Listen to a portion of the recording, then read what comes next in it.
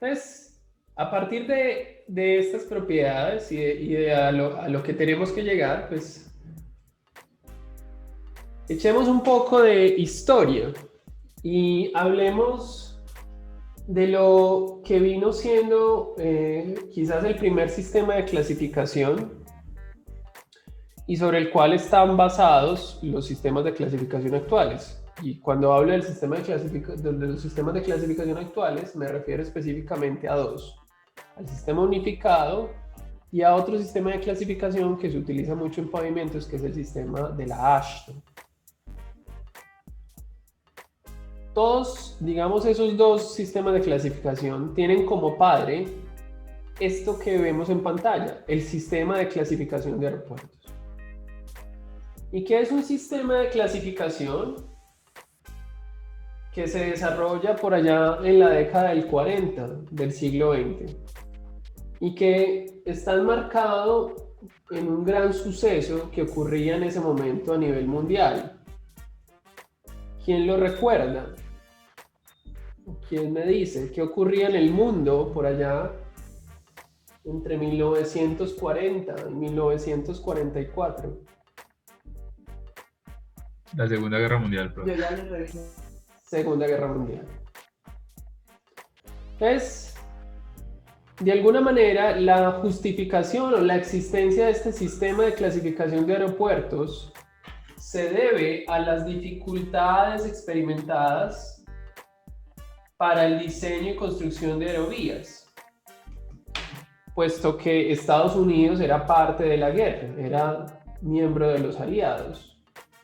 Alemania y Japón contra Reino Unido, Estados Unidos y los otros aliados. Podríamos hablar de Francia también ahí.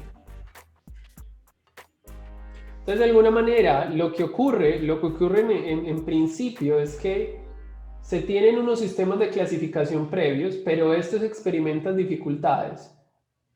Entonces, es en ese momento donde el Cuerpo de Ingenieros de los Estados Unidos contacta al pupilo o a la ñaya, como le llamo yo, de Terzaghi, al profesor, al doctor Arthur Casagrande, para que desarrolle un sistema de clasificación de aeropuertos, para que efectivamente, cuando sea el momento dentro de la guerra en que los aviones tengan que aterrizar, que los aviones tengan de alguna manera que llevar provisiones, llevar medicamentos, pues efectivamente los soldados o quienes están allá tengan la capacidad de decidir si un material es apto o no para recibir esas cargas.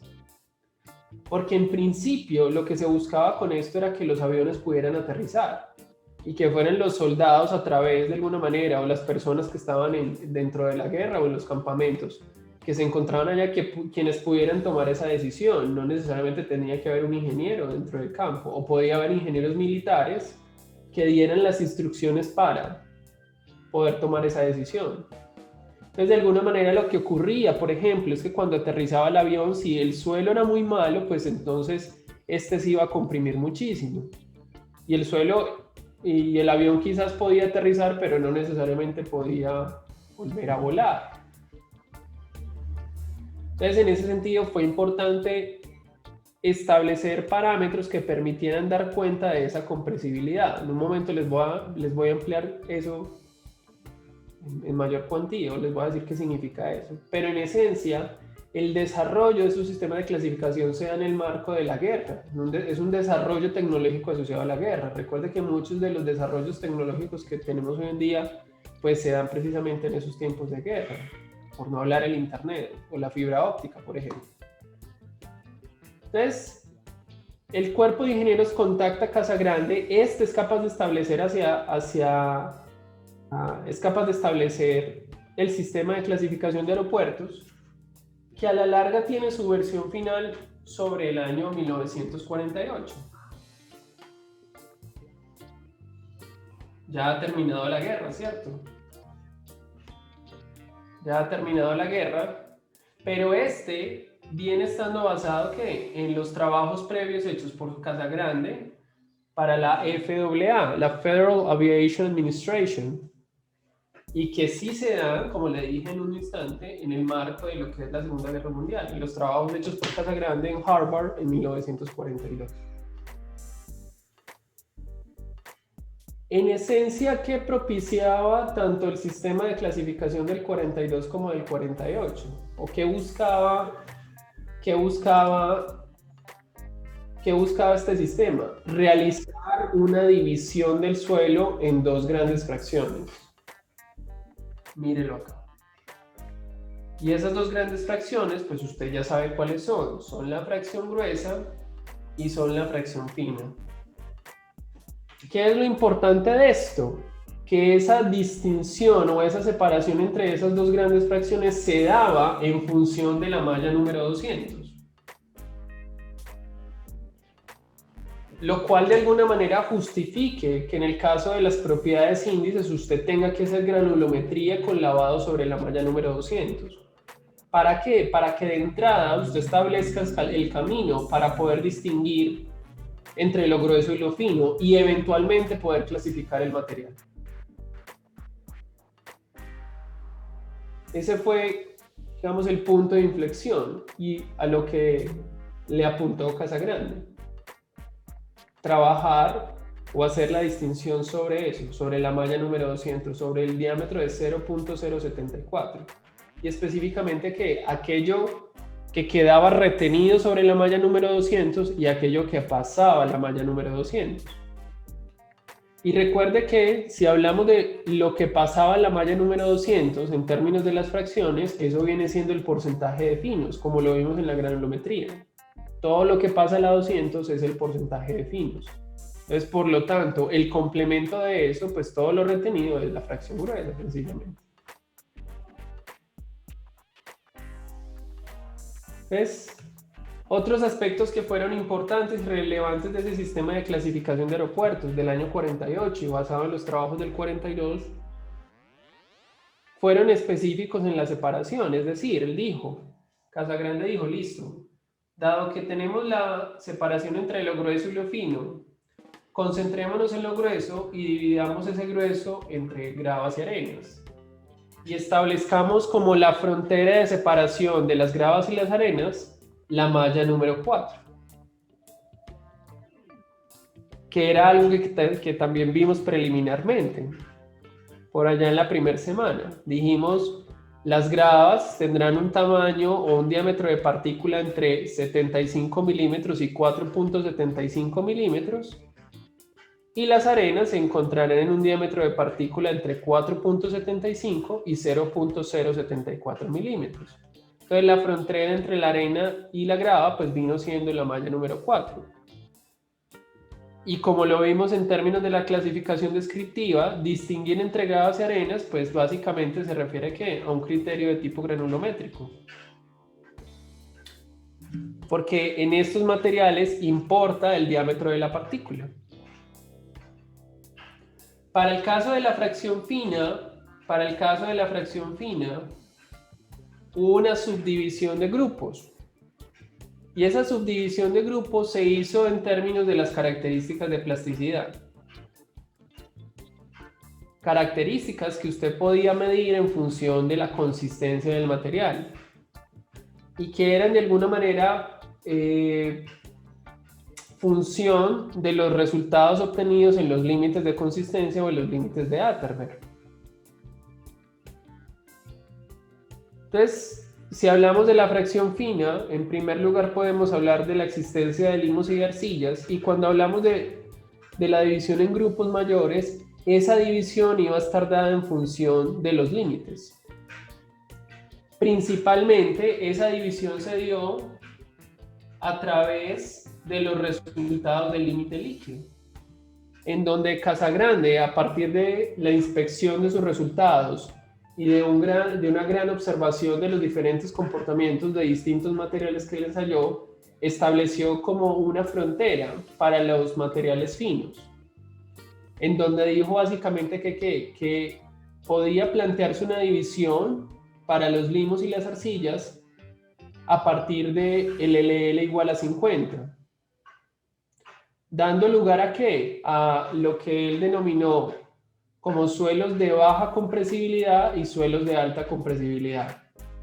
Suelos con límites líquidos por debajo de 50 y suelos con límites líquidos por encima de 50% respectivamente.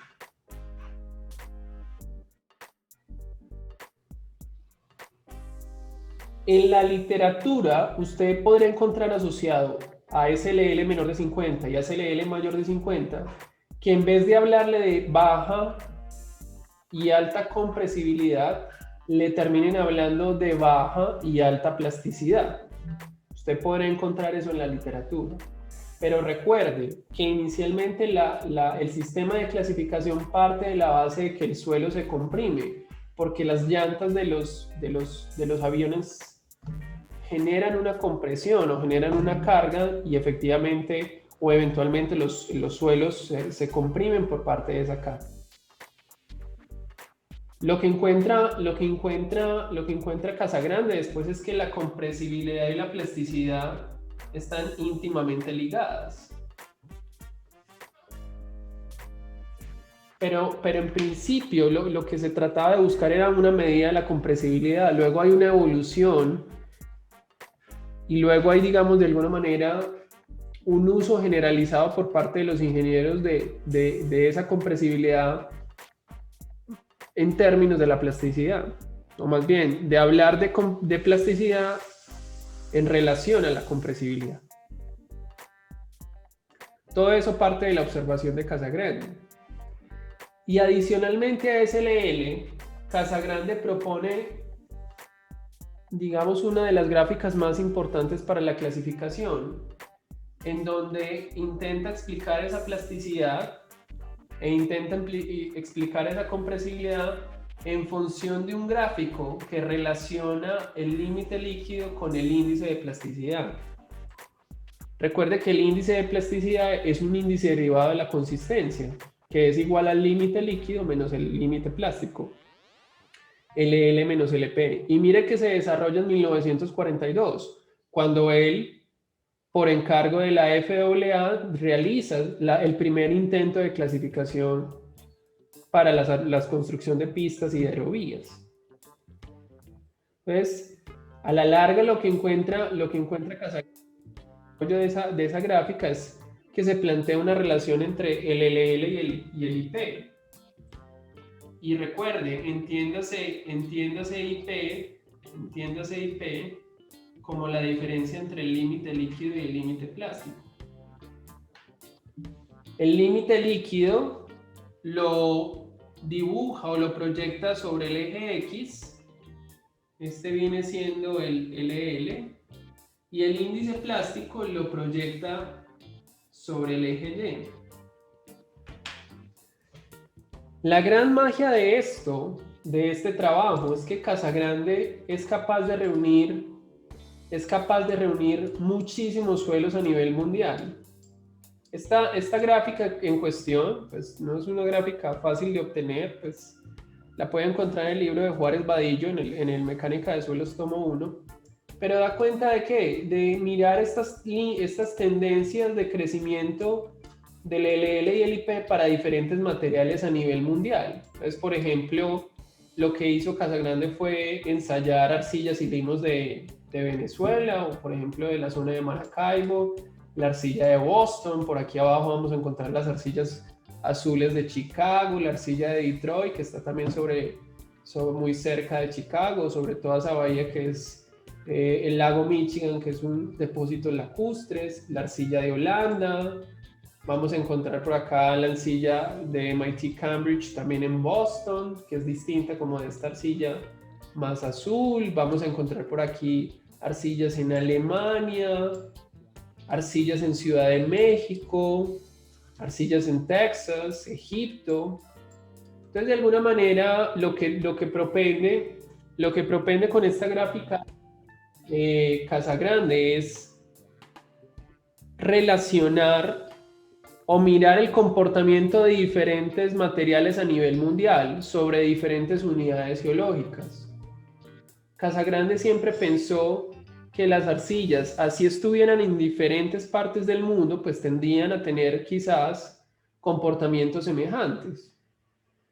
Y eso fue evidenciado eventualmente con el estudio de las propiedades y de las fracciones finas, como lo vimos en la sesión anterior, la mosmorillonita, la hilita, la caolinita. Entonces usted podría tener caolinita en Panamá y podía tener caolinita en Colombia, o podía tener, por ejemplo, mosmorillonita en Ciudad de México y también encontrar esas mosmorillonita en el Reino Unido, o encontrarla en Holanda o en Alemania. Entonces, de alguna manera, lo interesante de este gráfico es mirar o propiciar como la generalización del comportamiento de las arcillas a nivel mundial. Y encontrar que desde la inspección de esta gráfica usted puede notar cómo a mayor cantidad de límite líquido que tenga una arcilla, encontramos que hay unas tendencias que crecen hacia arriba y hacia la derecha. Por lo tanto, a mayor LL, pues usted tendrá que mayor cantidad de IP. Y mire que eso fue una conclusión de la sesión de límites. El límite líquido es más sensible que el límite plástico, por lo que implica que a mayor cantidad de LL, pues es factible tener mayor índice de plasticidad. ¿Qué otros aspectos o qué otros ensayos realizó Casagrande? Mire, por ejemplo, encontró otros materiales. Mire qué interesante esto. Mire cómo acá tenemos la arcilla y los limos de Egipto, en donde estos ofrecen límites líquidos mayores o iguales al 100%. Y nótese cómo estas arcillas y limos de Egipto pues vienen estando en esta gráfica más pequeñita acá, en lo que viene siendo el 100%. Y nótese cómo hay valores que pueden alcanzar, como en el caso de los lodos bentoníticos, o como en el caso de la arcilla de México. Si quizás vio un chistecito, un meme geotécnico que coloqué en mi perfil de Insta y en el canal de YouTube, notar cómo hay arcillas en el Valle de México, arcillas de carácter volcánico, o quizás también enmarcadas dentro de la zona lacustre, que pueden tener mínimamente límites que van entre 200 hasta 500%. Eso es mucha humedad. Con índices plásticos, mire, que pueden oscilar entre los 150 a 300%. Son suelos muy, muy, muy húmedos. Entonces, este producto que aparece ahí es lo que finalmente terminó por completar el sistema de aeropuertos. El que le dije yo se establece en 1948 y que eventualmente alimentó el sistema unificado en lo que fue conocido como la Carta de Plasticidad de Casagrande, y que permitió tener esto que está acá, un patrón de comportamiento, establecer un patrón de comportamiento para los materiales finos, para esos limos y esas arcillas, y establecer lo que fue conocido como la Carta de Plasticidad del Sistema de Aeropuertos. Una carta o un gráfico que relaciona límite líquido e índice plástico y que permite diferenciar entre aquello que es limo y arcilla en función de si este tiene un límite líquido por debajo de 50 o por encima de 50%. Entonces nótese que acá se le empieza a dar un apellido a esos limos y esas arcillas. ¿Por qué? Porque notamos cómo por encima de 50 los limos, la materia orgánica y las arcillas son H, y por debajo de 50 los limos, la materia orgánica y las arcillas son L. Alta compresibilidad H, baja compresibilidad L. H viene de high, L viene de low. High compressibility, low compressibility. Y que con el pasar de los años terminó dándose una evolución desde el uso generalizado. De ahí que entonces estos materiales fueron conocidos eventualmente con el pasar de los años como materiales de alta plasticidad, high plasticity, y materiales de baja plasticidad, low plasticity. Ese vino siendo el origen y el punto de partida de lo que para nosotros fue conocido eventualmente como el Sistema Unificado de Clasificación de Suelos. SUCS, en la sigla en español, o el acrónimo, como quiera verlo. Y en inglés USCS, Unified Soil Classification System. Todo en función de las observaciones y de los fundamentos establecidos por el sistema de clasificación de aeropuertos.